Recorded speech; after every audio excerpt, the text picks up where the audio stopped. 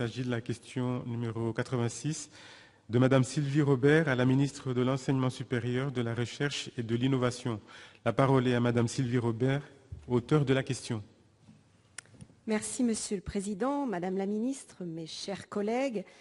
Le hasard fait parfois bien les choses, puisque ma question porte sur le transfert de l'École nationale supérieure maritime de Saint-Malo, à laquelle, à ma connaissance, le Premier ministre viendrait d'apporter des éléments, des réponses plutôt positives au Havre tout à l'heure à l'occasion des assises de l'économie de la mer. Je m'en félicite donc ce matin, mais je souhaiterais bien sûr, Madame la Ministre, en avoir la confirmation de votre part.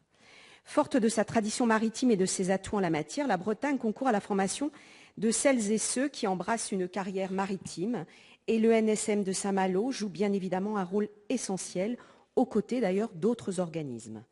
En décembre 2016, en partenariat avec le NSM, la région Bretagne, la communauté d'agglomération du Pays de Saint-Malo et la ville ont souhaité insuffler une nouvelle dynamique à l'école en l'intégrant à un projet territorial moderne et réfléchi.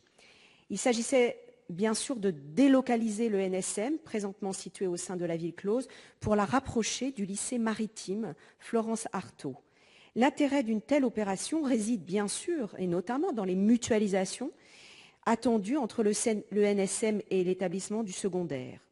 Outre les marges de manœuvre dégagées et les synergies réalisées, les liens pédagogiques entre l'école et le lycée public pourraient aboutir à un continuum sur l'ensemble des formations, traduisant l'idée évoquée ce matin par le Premier ministre, peut-être d'une académie maritime.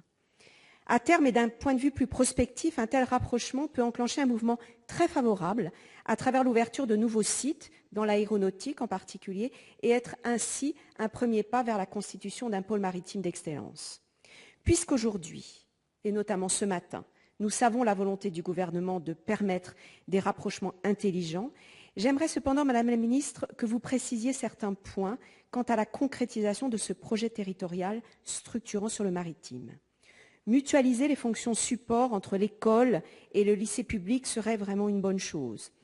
Mais pouvez-vous nous garantir que ce rapprochement maintiendra le haut niveau de qualification prodigué par le NSM et n'impactera bien évidemment pas à la fois le projet pédagogique, mais aussi les équipes pédagogiques qui ne doivent bien sûr faire l'objet d'aucune économie.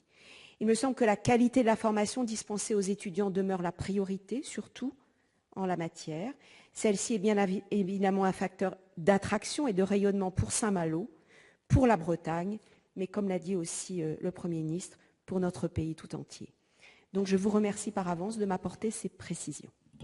Merci, chers collègues. La parole est à Madame Brune Poisson, secrétaire d'État auprès du ministre d'État, ministre de la Transition écologique et solidaire. Encore un dernier effort, Madame la Ministre. Ça va.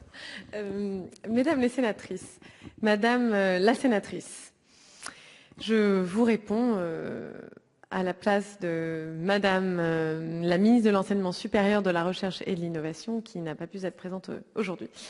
Madame la sénatrice, je ne vais pas ici même rentrer immédiatement dans les détails de ce qu'a annoncé Monsieur le Premier ministre aujourd'hui. Je sais que c'est un projet important à ses yeux et à celui du gouvernement et que plus de détails seront prochainement partagés avec vous. Mais je tiens à vous dire que cette école nationale supérieure maritime, qui a été créée en 2010 à partir de 4 écoles historiques de la marine marchande, a prouvé en 7 ans d'existence qu'elle a pu moderniser ses enseignements et diversifier son offre de formation. Le résultat de ces efforts est tangible puisque l'attractivité de l'école s'améliore au niveau des lycéens et que le taux d'emploi des ingénieurs navigants à la sortie de l'école est supérieur à la moyenne des grandes écoles. Le gouvernement entend donc saisir l'occasion du nouveau contrat d'objectifs et de performance 2018-2020 pour franchir une nouvelle étape et affirmer l'ENSM comme une école maritime de référence à l'échelle non seulement nationale, mais aussi internationale, en développant ses capacités pédagogiques, ses partenariats académiques et la recherche. Cette ambition passe par une poursuite du processus de rationalisation de l'établissement, qui est aujourd'hui en surcapacité. L'éclatement de l'équipe de direction sur 4 sites nuit aussi au portage du projet de développement.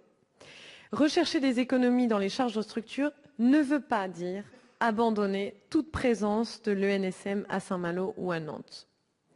Un travail est dans ce contexte engagé avec les acteurs des régions Bretagne et Pays de Loire pour définir des projets qui permettront l'accueil de formations dans le lycée professionnel maritime de Saint-Malo et à l'école centrale de Nantes. Je vous laisse également vous référer aux conclusions aujourd'hui qui ont été énoncées par le Premier ministre sur cette question particulière. Et je vous remercie. Merci Madame la Ministre. La parole est à Madame Sylvie Robert pour répondre à Madame la Ministre. Oui, merci Monsieur le Président. J'ai bien entendu l'ambition du gouvernement et vraiment je m'en félicite. Je voudrais dire à la Ministre, et ce sera une façon aussi à votre collègue Frédérique Vidal de lui transmettre ce message.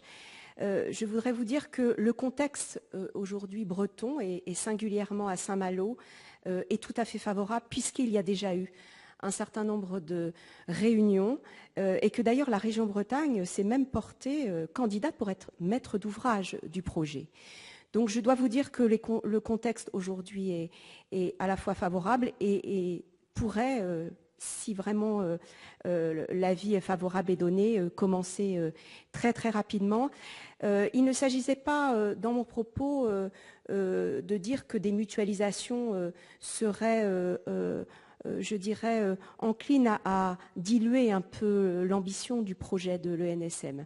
Mais je voudrais simplement vous alerter et vous dire qu'il est bien évidemment intelligent de mutualiser. Mais il sera d'autant plus intelligent de bien marquer l'ambition sur cette école nationale, à la fois en termes de statut, de gouvernance, de diplôme et de formation, pour que celle-ci, mais aux côtés d'autres en France, soit vraiment, je dirais, des organismes d'excellence et reconnus au niveau national, mais aussi au niveau international. Merci à vous. Merci, chers collègues. Nous